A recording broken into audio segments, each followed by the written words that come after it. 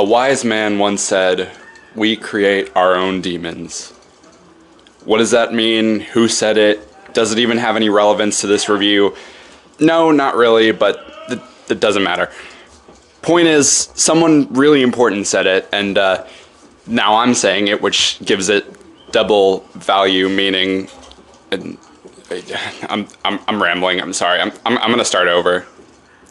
Let's track this from the beginning.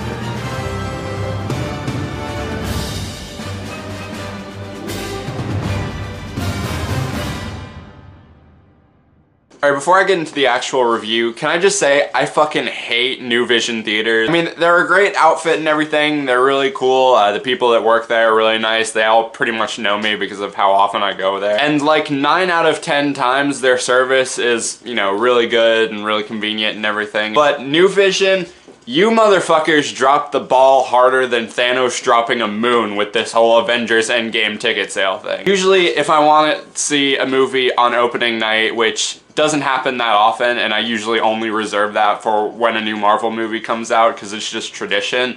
But usually when I go to see a movie on opening night, I like to buy the tickets pretty far in advance so that, you know, I've secured my spot and I have a good spot and everything.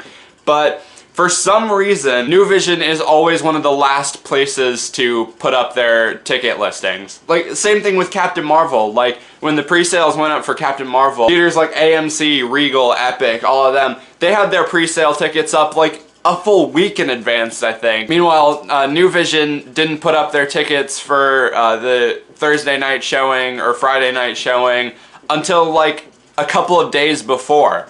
Like, what the hell are you doing as a company where you think that is a good idea? So it gets announced that Avengers Endgame tickets are going to go up for pre-sale April 2nd, which is the day that I'm recording this video, and I'm thinking, yes, finally, I can buy the tickets. I gotta be fast about it because I know they'll be selling out really quickly. I'm gonna, you know, try to get them for the Thursday night showing at New Vision.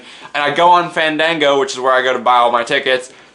They don't have them listed. They aren't showing them up. Like, they have them on the website, but I, you know, don't have an account on there, and I don't trust them that much. So, because I want to try and buy them directly from New Vision or directly from Fandango.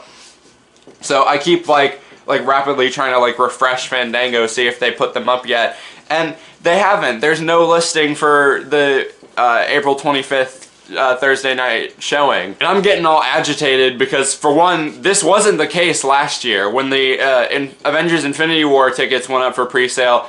They had them almost immediately. Like, granted, they were doing things a little bit differently. They didn't have reserved seating and stuff like that. But they were still available. Like, first thing, like the minute that, you know, ticket sales went up, there wasn't any, like, waiting for an extended period of time for them to go up while, you know, other theaters, you know, had them up as well. But no, for some reason, New Vision had to make it fucking difficult for everyone. So I'm sitting here thinking, well, shit, I won't be able to, you know, I won't be able to buy them until much later. By that time, like, all the good seats will be gone and everything like that. And I'm about to start complaining to my friend about it. And then I quickly check Fandango again at lunchtime, which is around, like, 10, 11 o'clock, somewhere around there.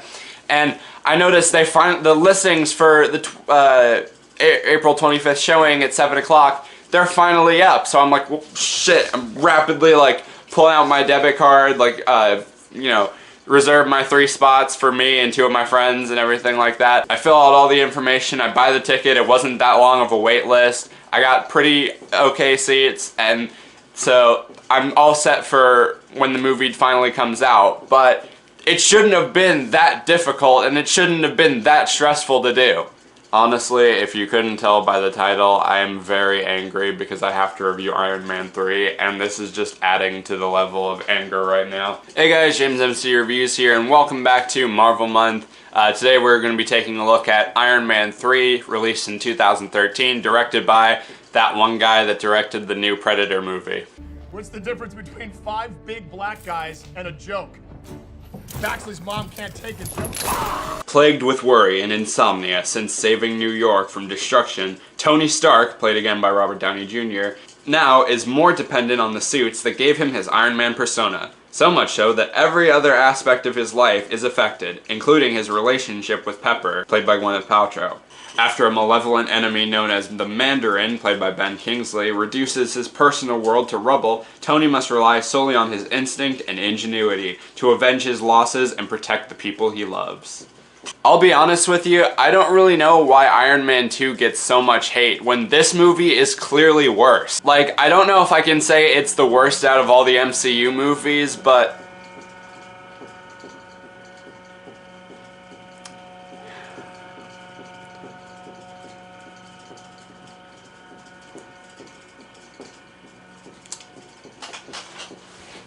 okay, anyway, I don't know what that was, but we're just gonna keep going. But anyway, like I was saying, I don't know if I can say that it's the worst movie in the MCU because we're still a little bit too early, but I don't know why, at least out of the 3 Iron Man movies, that the second one got a lot of the shit when this one is just as bad, if not even worse. This was not a good movie at all. I didn't like it. There are a couple of things that I do want to talk about that are actually pretty good before, you know, I get into bitching about this movie, so let's go over those real quick. There isn't that much action, but when there is, it's actually really cool looking. Seeing all of the different, like, Iron Man suits flying around, seeing all their different, like, abilities and, like, you know, actions and stuff like that, and it's really well done, and it looks really nice, the effects look cool. Also, the suits themselves look really awesome. The designs and everything are all unique and their own and stuff like that. And they just all look really cool. There are some funny lines, especially the ones that come from RDJ. He continues to give a really good performance. All the actors do pretty good. No, that's it. Everything else sucks. The story is interesting in concept, but when it actually starts getting going, it's just really boring and not that interesting and kind of predictable.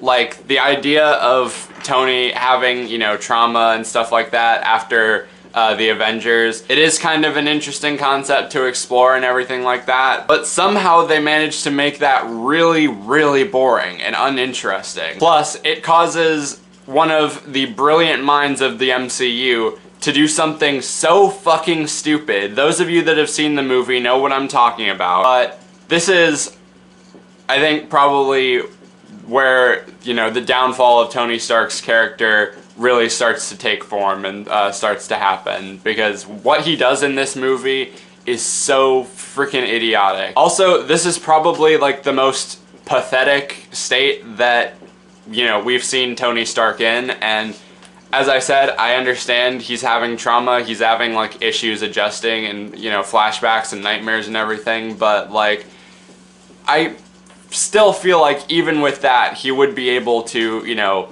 listen to reason and not be, like, cowering in the corner every time you hear someone say New York. The way that he treats his friends, the way that he treats his co-workers is just really shitty. They do kind of have him redeem himself by blowing up all of his suits at the end for Pepper and everything like that, but it's all for nothing because you know it's not gonna matter once Avengers 2 comes around. Also, on top of that, the villain is a complete slap in the face. For one, the Mandarin, or the one that I have introduced as the Mandarin, Ben Kingsley, they start off by, you know, like, keeping him really mysterious and only having him appear on, like, video and stuff like that.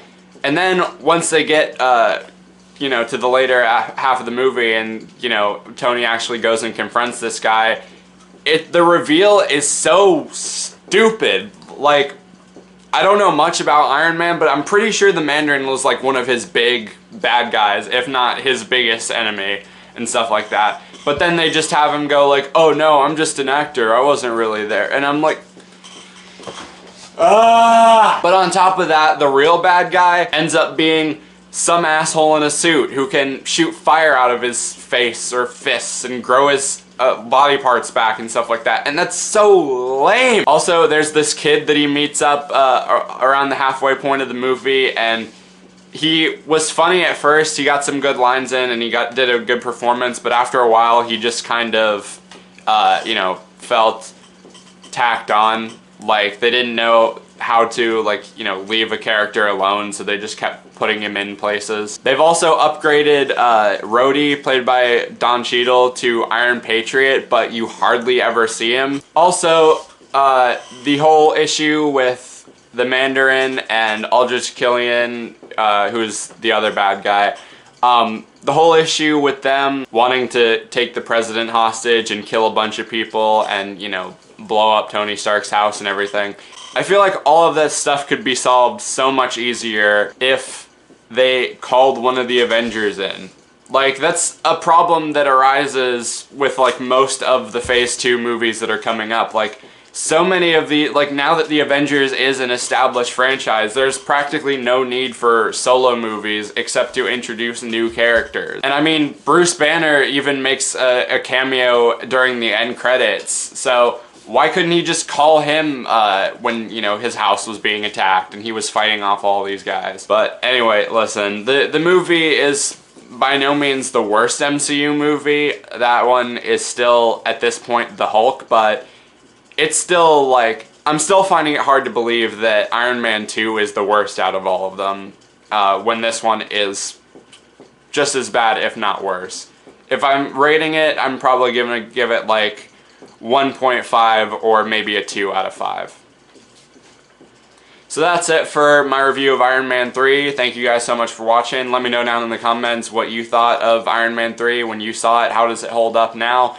And out of all the Iron Man movies, which one is your favorite? Or more importantly, which one is your least favorite? And tune in tomorrow when I'll be taking a look at the next movie in Phase 2 of the MCU, Thor: The Dark World. Until then, be sure to like, subscribe, ring the notification bell so you can stay up to date on when I'm posting. Follow me on all my social media, subscribe to my main channel. Everything you need to know will be in the description. Thank you guys for watching. Be sure to get your Avengers Endgame tickets while you can. See you later.